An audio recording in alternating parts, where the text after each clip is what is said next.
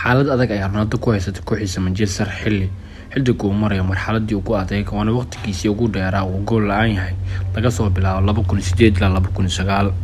kadib markii Burnley soo bandhigay kulankii Burnley habeennimadii Talaadada laacibka wuxuu buuxsantay kulankiisii shanaad oo xiriir wax gool ah uu dhalin waa si ka duwan sidii laacib kor looga bartay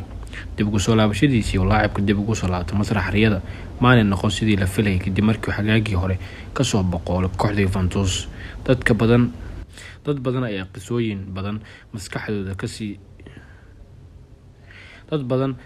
qisooyin badan maskaxdooda kasii suuraysanayay